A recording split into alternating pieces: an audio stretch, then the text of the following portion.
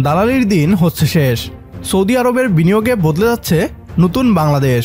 ছাত্র জনতার গণ অভ্যুত্থানের মাধ্যমে ভারতীয় দাসত্বে বন্দী হয়ে থাকা বাংলাদেশের মুক্তি ঘটেছে। এতদিন ভারতের আজ্ঞাবহ সরকার নিজেদের গদি টিকিয়ে রাখতে বাংলাদেশের মানুষের ভাগ্যকে নিয়ে ছিনিমিনি খেলেছে। ভারতকে খুশি করতে গিয়ে বাংলাদেশে আসা বিনিয়োগ প্রস্তাবকে ফিরিয়ে দিয়েছিল স্বৈরাচারীরা। এবার বদলে যাওয়া বাংলাদেশের অর্থনীতি বদলে যাচ্ছে সৌদি আরবের বিনিয়োগে। বাংলাদেশের মাতারবাড়িকে এবার দুবাই বন্দরে পরিণত করার প্রস্তাব দিয়েছে সৌদি আরব। মাতারবাড়িকে আঞ্চলিক মেগা বন্দরে রূপান্তরে আগ্রহী সৌদি আরবের কোম্পানি। এতদিন বাংলাদেশকে ভারতের বন্দরের উপর নির্ভরশীল করে রেখেছিল বিগত স্বৈরাচার সরকার।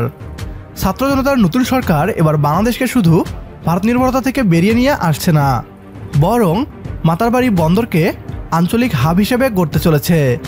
বিস্তারিত থাকছে বিডিটিউব নিউজের আজকের এই ভিডিওতে। ছাত্র জনতার নতুন সরকার ক্ষমতায় বসতেই যেন সৌদি আরব সহ পৃথিবীর বিভিন্ন শক্তিশালী মুসলিম দেশ থেকে একের পর এক বিনিয়োগ প্রস্তাব আসছে। এতদিন ভারতকে খুশি করতে গিয়ে স্বৈরাচারী সরকার বাংলাদেশে আসা সকল বড় প্রস্তাব ফিরিয়ে দিয়েছে। ধীরে ধীরে এখন বিনিয়োগকারীরা তা প্রকাশ করতে শুরু করেছে। পৃথিবীর উন্নয়নশীল দেশগুলো, এমনকি ভারত নিজেও যেখানে সৌদি আরবের বিনিয়োগ আকৃষ্ট করতে উঠে পড়ে লেগেছে, সেই জায়গায় বাংলাদেশ কয়েকবার সৌদি আরবের বিনিয়োগ প্রস্তাবকে ফিরিয়ে দিয়েছে। বাংলাদেশের মানুষের ভাগ্যকে নিয়ে সিনেমিনি খেলার দিন এবার শেষ হচ্ছে।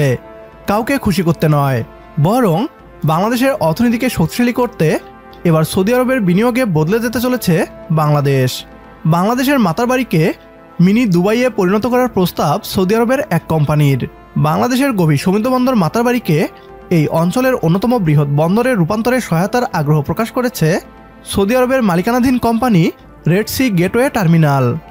বিশ্বমানের টার্মিনাল সরবরাহকারী প্রতিষ্ঠানটি মাতারবাড়ির গভীর সমুদ্র বন্দর পরিচালনায় আগ্রহ প্রকাশ করেছে। সুইজারল্যান্ডের দাভোসে ওয়ার্ল্ড ইকোনমিক ফোরামের বার্ষিক সভার ফাঁকে প্রধান উপদেষ্টা অধ্যাপক মোহাম্মদ ইউনুসের সঙ্গে সাক্ষাৎ করেন কোম্পানিটির নির্বাহী চেয়ারম্যান আমিরে আলী রেজা। বৈঠকে আলী রেজা বলেন, পতেঙ্গা টার্মিনাল পরিচালনাকারী রেড সি গেটওয়ে টার্মিনালের দক্ষতা ও সক্ষমতা বাড়াতে প্রায় $200 মিলিয়ন বিনিয়োগের পরিকল্পনা করেছে। আলী রেজা আরও বলেন, কোম্পানিটি সম্প্রতি চীন থেকে $2.50 লাখ কন্টেইনার হ্যান্ডেলিং ক্রেন এবং অন্যান্য সরঞ্জাম আমদানির আদেশ দিয়েছে। আগামী কয়েক সপ্তাহের মধ্যে আরও $2.50 লাখ সরঞ্জাম আমদানির কার্যাদেশ দেবে। মাতারবাড়িকে অন্যতম গুরুত্বপূর্ণ বন্দর হিসেবে উল্লেখ করে আলী রেজা বলেন, তার কোম্পানি এই বন্দরে বিনিয়োগ এবং এটিকে এই অঞ্চলের অন্যতম প্রধান শিপিং হাবে পরিণত করতে আগ্রহী। তাদের এই প্রস্তাবকে বাংলাদেশের একটি সুযোগ হিসেবে ধরে নিতে হবে। বর্তমানে মাতারবাড়িতে জাপানের বিনিয়োগ রয়েছে। জাপানের পাশাপাশি এবার সৌদি আরবও বিনিয়োগ করলে বিদেশি কোম্পানিগুলোর ভরসা বৃদ্ধি পাবে। বাংলাদেশের শিল্পখাতকে ধ্বংস করতে এখন উঠে পড়ে লেগেছে ভারত। এমন অবস্থায় সৌদি আরবের বিনিয়োগ বাংলাদেশের কাছে মেঘ না চাইতেই বৃষ্টির মতো।